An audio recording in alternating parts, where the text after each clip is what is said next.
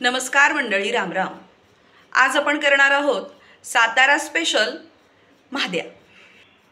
तर आता म्हाद्या करण्यासाठी मी घेतलेला आहे दाण्याचं कूट, बारीक चिरलेला कांदा, घरी केलेला कांदा लसूण मसाला, बेडगी मिरचीचं तिखट, 4-5 लसूण पाकळ्या, चवीसाठी मीठ, सजावटीसाठी कोथिंबीर आणि फोडणीचं साहित्य म्हणजे तेल, जिरे, मोहरी आणि हळद. तर आपण लसूण पाकळ्या पहिल्या प्रथम खलबत्त्यात घालून ठेचून घेऊया.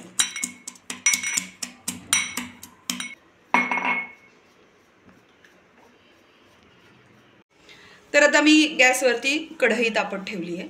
कढई आपली चांगली तापली आहे आणि त्यात मी घालते आहे फोडणीसाठी तेल. तेल चांगलं तापलं आहे. मी तेलात घालते आहे मोहरी. मोहरी तडतडायला लागली आहे. जिरे फुलले की ठेचून घेतलेला लसूण,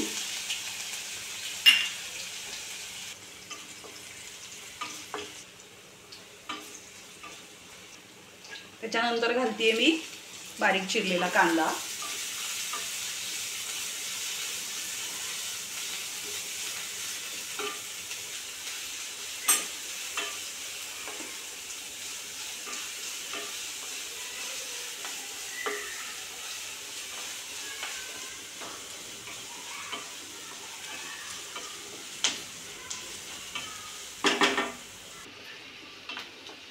कांदा आता आपला चांगला गुलाबी रंगावर परतून झालेला आहे.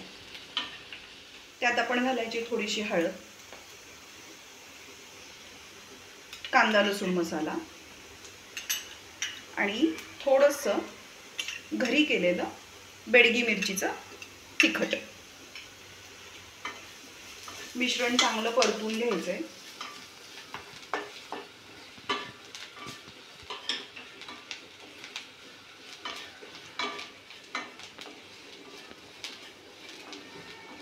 आपलं तिखट सगळं फोडणीमध्ये छान परतून झालेलं आहे. आता याच्यामध्ये घालायचं भाजून घेतलेल्या दाण्याचं कूट. कूट सुद्धा फोडणीमध्ये चांगलं परतून घ्यायचं.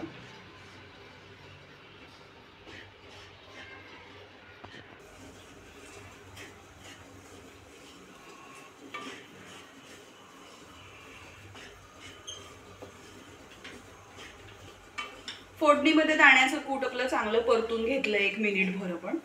आणि याच्यामध्ये आता घालायचं गरम पाणी. गॅस मी कमी केलाय आणि हळूहळू गरम पाणी घालायचं.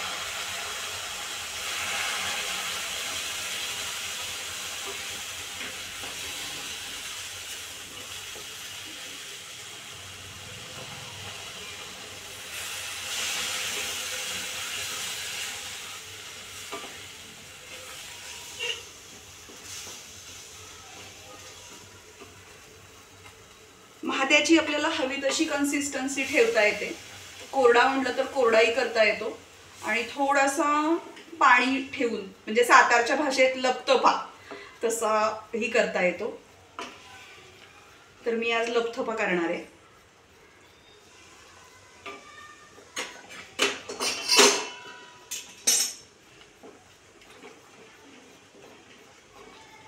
आता ह्याच्यामध्ये घालणार आहे चवीप्रमाणे मीठ आणि एक छान वाफ काढून घेणार आहे. म्हाद्याला आपल्या चांगले वाफ आलेली आहे आणि छान त्याला तेल सुटलंय, रंगही छान आलाय, तुम्ही बघू शकता. खरं तर मी आज मिक्सरवरती दाण्याचं कूट केलेलं आहे, पण उखळात केलेलं दाण्याचं कूट किंवा खलबत्त्यामध्ये केलेल्या दाण्याच्या कुट्याचा म्हाद्या विशेष चांगला होतो. तर तुमच्याकडे जर उखळ किंवा खलबत्ता असेल तर तुम्ही मात्र रेसिपी करताना, म्हाद्याची रेसिपी करताना करून बघा. उखळात किंवा खलबत्त्यामध्ये दाण्याचं कूट करा, जास्त छान होतो. अशा रीतीने आपला म्हाद्या तयार आहे. वरून आपण घालतोय सजावटीसाठी आपल्या स्वयंपाकघरातली राणी म्हणजेच कोथिंबीर. तर आपला सातारा स्पेशल म्हाद्या तयार आहे. तुम्ही करून पहा. रेसिपी कशी वाटली हे अवश्य कळवा. कमेंट करा, लाईक करा, शेअर करा, चॅनलला सबस्क्राईब करा आणि बेल आयकॉनचं बटन दाबायला विसरू नका.